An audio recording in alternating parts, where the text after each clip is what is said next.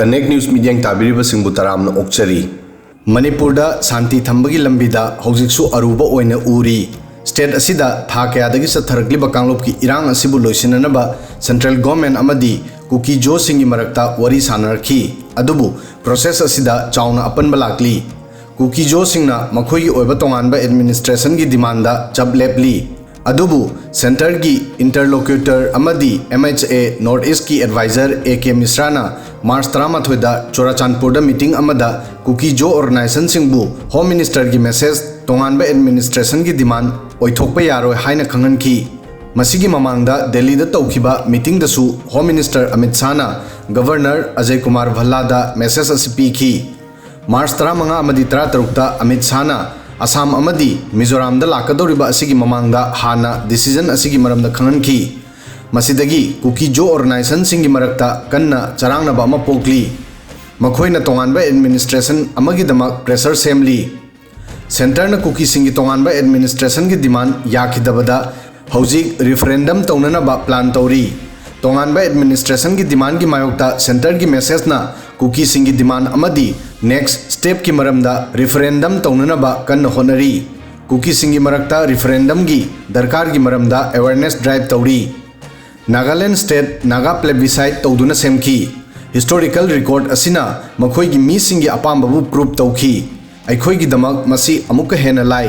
अखोई मणिपुर की मखादा लेगद्रा नत्रगा union territory सेमगद्रा हाइबा वाफम असिगी दमक voting तौब दरकारनी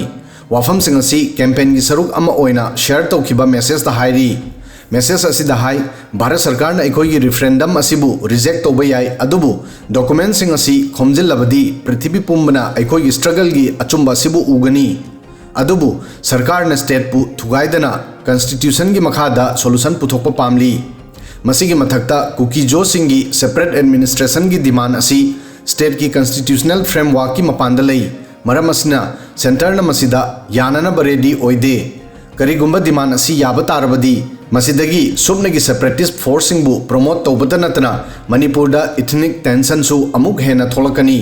फिबम असी येंगदुना सेंट्रल गवर्नमेंट की स्ट्रेटेजी कुकी जो सिंगबु कॉन्स्टिट्यूशनल स्कोपता अहेनबा ऑटोनॉमी पीबा मखोई की कल्चर अमदी लोनबु प्रिजर्व तौनबा थाजबा पीदुना सोल्यूशन पुथोकपा याई सोर्स के मतुंग इन्ना सेंटर की टीम ना कुकी ऑर्गेनाइजेशन सिंगा लोइनना इरांग असि लोइसिननबगिदमक ब्लूप्रिंट अमा शेयर तौखी मरक्सिदा गवर्नर अजय कुमार भल्लाना खुलाई सरेंडर तौननबा हाइकिबा मतुंगदगी मणिपुरदा सौराकना खुलाई 1,080 सरेंडर तौख्रे अदुगा मणिपुर पुलिस अमदी सिक्योरिटी फोर्स सिंगना हौजिक फावबदा पुन्ना खुलाई 2,400 फंगबा ngamkhre मसिदा अयाम्बा इरांगी मतमदा लूट तौखिबा खुलाई सिंगनी अदुबु खुलाई सरेंडर की कैंपेन असिना वायलेंस असी मपुंग फाना लेप्ट्री अदुगा मार्च 9 दा थोखिबा प्रोटेस्टा कुकी अमा लेखिदबा मतुंगदा कुकी जो सिंगना तौखिबा टोटल शटडाउन की खोंजंग फैमिलीना असी बाक्चांग लौदुना अरोइबा मथौ मंगम पांगथोखरबा मतुंगदा हंदोखरे अदुबु union home minister Amit शाहना state असिगी मियामगी लंबी खुदिंगदा फ्री मूवमेंट तोहनगनी हाइकिबा अदुगी मायोक्ता कुकी सिंगना लेपखिबा अदुदी हेन्ना खुंफम चेसनख्रे अदुगा असी भागचांग लौरे अदुबु कुकी सिंगना तालिबा डिमांड असी हनगदबा लेते अदुमक लेप्तना संगसिन खिगनी हाइना कुकी जो सिंगना हाइरी हौजिक स्टेट असिदा परमानेंट शांति की लंबी हौजिक सु सांगली कुकी जो कम्युनिटी अमदी सेंटर की मेडिएटर AK मिश्रा की मरक्ता वरी सानरी अदुबु कुकी जो कम्युनिटी तोंगानबा एडमिनिस्ट्रेशन अमगी डिमांडा चब लेबली मरम असिना वरी सानरीबा असिदा हेन्ना आशा थमनिंगाई ओइदे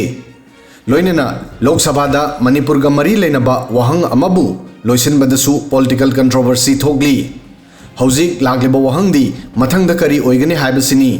हौजिक फावबा स्टेट असिगी क्राइसिस की मयेक सेंगबा सोल्यूशन उबा फंगद्री नकल अमदा सेंट्रल गवर्नमेंट कॉन्स्टिट्यूशन की मनुंगदा सोल्यूशन पुथोकनबा होनरी अदुगा अतोप नकल अमदना कुकी जो सिंगना तोंगानबा एडमिनिस्ट्रेशन की डिमांडा हंदोक्ट्री